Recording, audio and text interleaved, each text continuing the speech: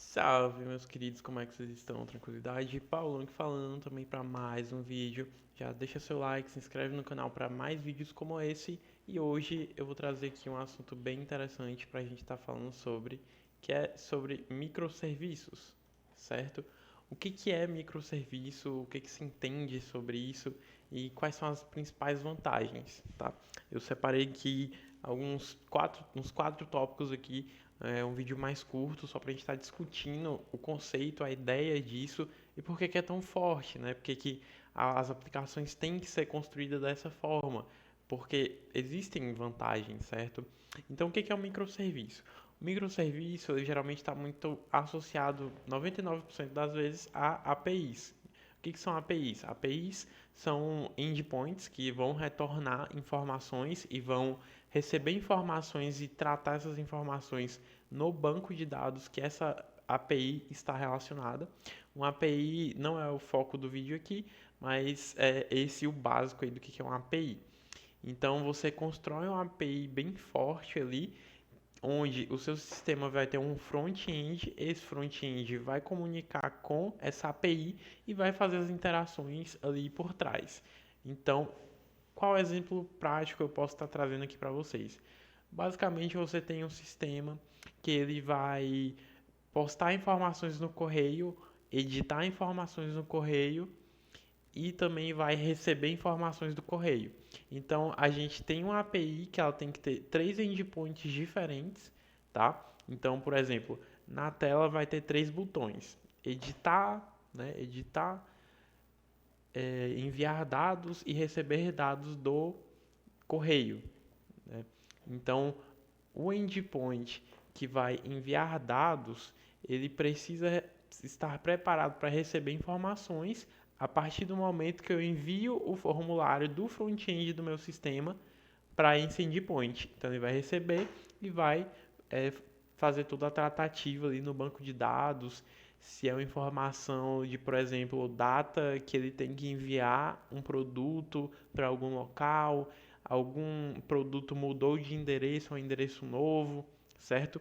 Então, assim, você divide o seu sistema em três partes diferentes, certo? Com relação a tratamento de funções.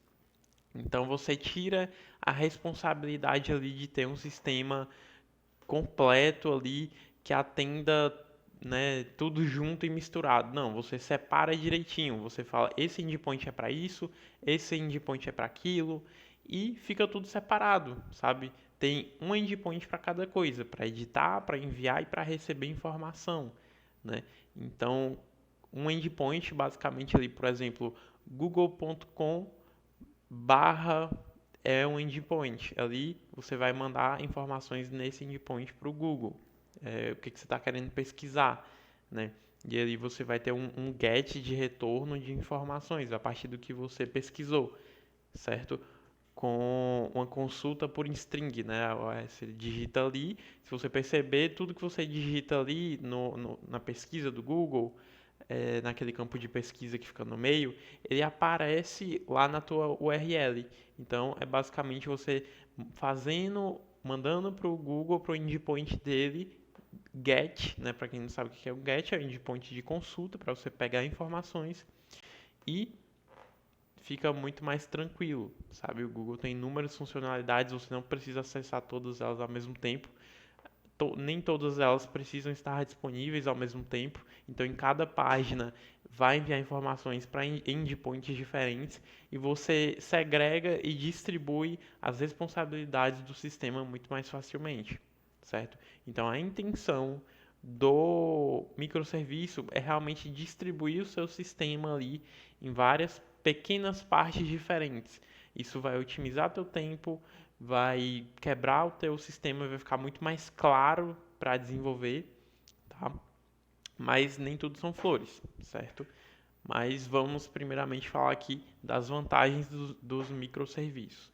A vantagem é basicamente que você vai ter essa distribuição muito grande e imagine, você construiu um sistema financeiro. Esse sistema financeiro, né, ele vai fazer várias atividades ali, várias funcionalidades E você pode estar vendendo esses endpoints, né? Por exemplo, um endpoint que faz o cálculo de imposto de renda, tá? Você vai ter ali atribuído ao seu sistema, mas você também pode passar esse endpoint para terceiros e vender ele, né? Dar o acesso ali, gerar um token de acesso para esse cliente e você vai ter todo mês ali uma renda para sua empresa. Um exemplo mais forte que eu posso estar dando sobre isso é o próprio ChatGPT. O ChatGPT, além dele ter o microserviço dele ali para ele mesmo consumir, então quando tem aquela tela do ChatGPT, certo? Você digita ali, quero saber como cozinhar um ovo. Muito, muito difícil isso. Quero saber como cozinhar um ovo. Deixa eu só verificar se está pegando o áudio direitinho. Eu acredito que tá. Quero saber como cozinhar um ovo. Quando você manda, ele vai para o endpoint. O endpoint vai fazer toda a logística ali da inteligência artificial e vai retornar o que a inteligência artificial quer te responder ali em microsegundos, né? Além disso, o próprio ChatGPT tem os endpoints, né, esses endpoints que ele mesmo consome lá no front-end dele. O front-end é basicamente onde o usuário digita. E esse endpoint fica disponível para ele vender para outras empresas conseguirem mandar requisições de outro sistema, não somente da tela que ele criou. Então, por exemplo, o Google quer usar o ChatGPT, ou outra empresa, deixa eu pensar, o Itaú quer usar o ChatGPT para atender os clientes e responder dúvidas, talvez. Então, quando o cliente digitar na interface do Itaú, né, ele vai automaticamente ser configurado ali no front para mandar uma requisição com base no que o usuário digitou no Itaú e voltar para o usuário que está com a dúvida. E isso vai gerar uma receita enorme ali pro ChatGPT para estar tá disponibilizando esses endpoints, sabe? Então, isso é muito interessante. Essa é uma das vantagens enormes do microserviço, certo? Além de que seu sistema fica muito bem distribuído. Mas nem tudo são flores, a gente tem os desafios da adoção de microserviço, certo? Então, o que seria isso? Os desafios é basicamente no sentido de que, se você já tem um sistema que ele não utiliza microserviço, é tudo do front com o back, né? A gente pode ter o melhor exemplo disso, o .NET. O .NET é uma ferramenta que eu trabalho, certo? Eu comecei estudando voltado a microserviços, tá? E a primeira empresa que eu tive contato e a que eu tenho até hoje é uma empresa que não usa microserviços assim, pelo menos não usava, está começando a implementar, como muitas outras empresas estão começando a implementar, mas é meio que tudo junto, sabe? Não tem um endpoint para aquilo, é tudo código realmente ali dentro do sistema, tudo junto com o front, e isso às vezes pode ficar muito pesado quando você só tem um front ali que consome do back. Geralmente ela é muito mais leve do que quando você tem um front misturado com o back, que é como é o .NET 3.0, sabe? Se você usa, já conhece, é tudo muito junto. Então, começar a falar de microserviços para empresas que tiveram um sucesso muito grande, só que se preocuparam mais em evoluir o produto, né, o software que eles vendem, o programa que é vendido, eles procuraram evoluir o produto, mas sem pensar nas novas mudanças arquiteturais, tá? Que o microserviço é um padrão arquitetural, tá? E adiantando que um microserviço não é um framework de uma determinada linguagem, um microserviço não é uma linguagem de programação. Você pode fazer um microserviço com qualquer linguagem que você quiser, com qualquer framework que você quiser, beleza? Só para deixar claro aí que talvez eu deveria ter falado no começo do vídeo. Mas é um padrão arquitetural que possui desafios quando você vai implementar. Se você tem um software que você desde o princípio se preocupou em evoluir ele, mas não pensou em microserviços, só pensou em manter aquela linguagem e evoluir o produto para atender o cliente o mais rápido possível. Às vezes passou da época, né, de você fazer realmente o microserviço e agora o sistema está um pouco lento comparado aos concorrentes. Isso é uma situação um pouco complicada, porque um sistema lento hoje em dia não é bom. Às vezes eu paro para pensar, putz, dá para ter uma paciênciazinha, mas na hora do vamos ver, você quer que realmente aconteça o mais rápido possível, aquele sistema não falhe de forma alguma, certo? Então, hoje em dia, no meu dia a dia, eu vejo situações de banco que às vezes eu quero que seja mais rápido ali possível, ou até o WhatsApp, às vezes demora a abrir, sabe? Às vezes pode ser até meu celular que está um pouco lento, mas se é um software que não está otimizado, sabe? Fica, a nível de comparação, fica lento de qualquer forma. Mas então, às vezes também quando você, na maioria das vezes, né, o que acontece quando você vai implementar um microserviço é que você não sabe separar as coisas. Então se você não tem bem definido qual função o sistema faz em cada página, em cada botão, você não consegue separar em conceitos para desses conceitos surgirem endpoints diferentes que fazem coisas diferentes.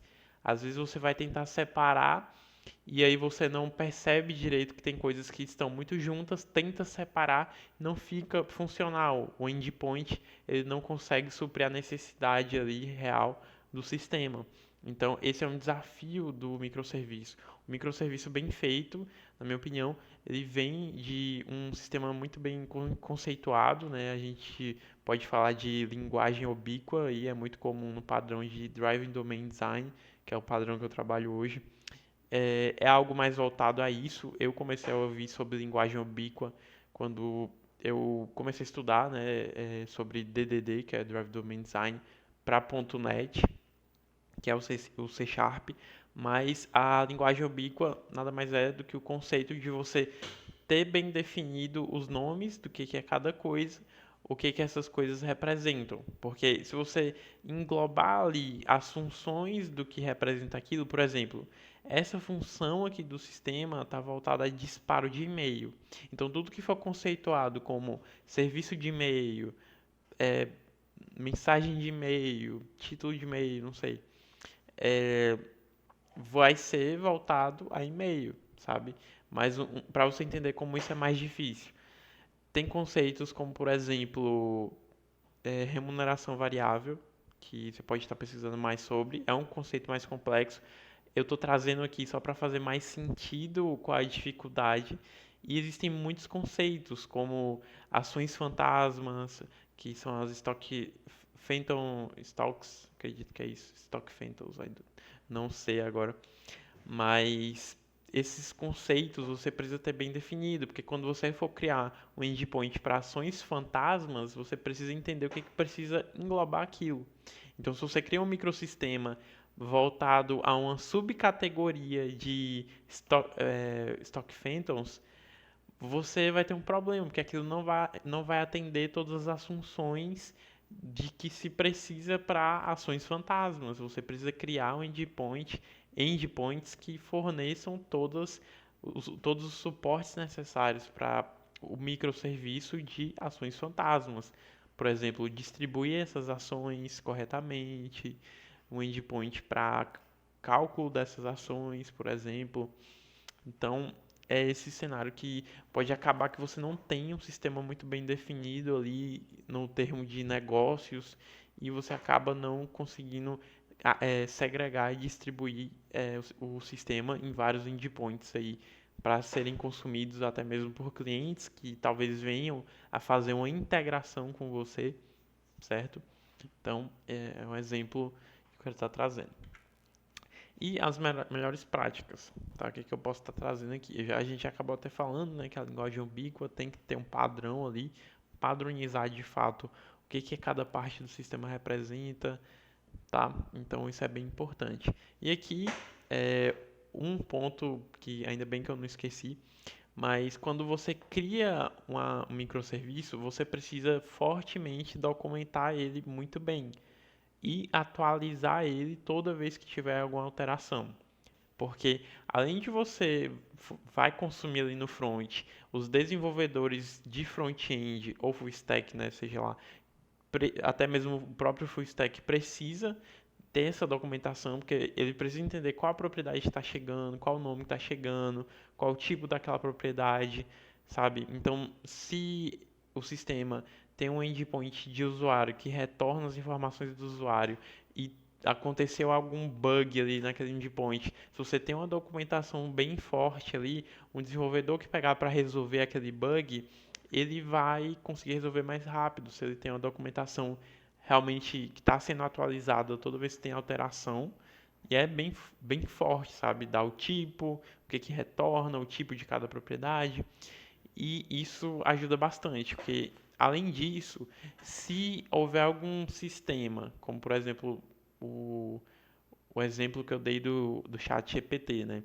Se tiver algum cliente que queira comprar o endpoint, né, o microserviço do ChatGPT para poder consumir no front-end, no caso, outro exemplo que eu dei do Itaú, né, o Itaú consumindo o microserviço do ChatGPT, o Itaú, os desenvolvedores do Itaú precisam ter a documentação do endpoint do microserviço, porque aí não vai ter a necessidade dos desenvolvedores do ChatGPT falarem diretamente com os desenvolvedores do Itaú. Eles simplesmente vão ler a documentação, vão ler o que precisa enviar, onde é que coloca o token de autenticação, onde é que pega o token de autenticação, que para quem não sabe é basicamente uma autorização para, por exemplo, a pessoa comprou, gera um código, esse código tem que ser enviado para o endpoint junto com as informações que ele quer, para o endpoint falar, ó, ele é um cliente, está autenticado, comprou,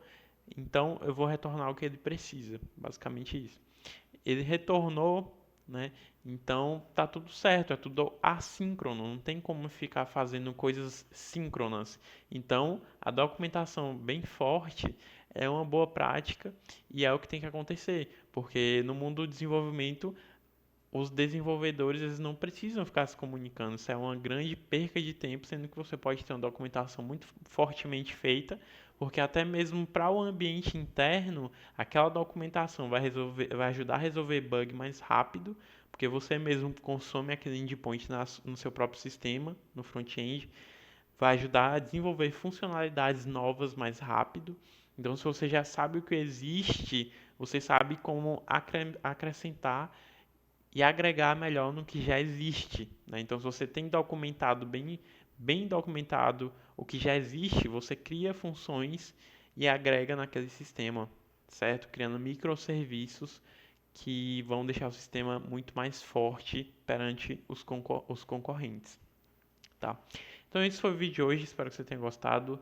Se inscreve no canal para mais vídeos como esse, deixa seus comentários aqui, né, com relação a feedback, sua opinião sobre microserviço. Se você gostou do vídeo, tá? Ficou claro aí o que eu quis passar. E é isso. Um abraço, espero que você tenha gostado e bons estudos.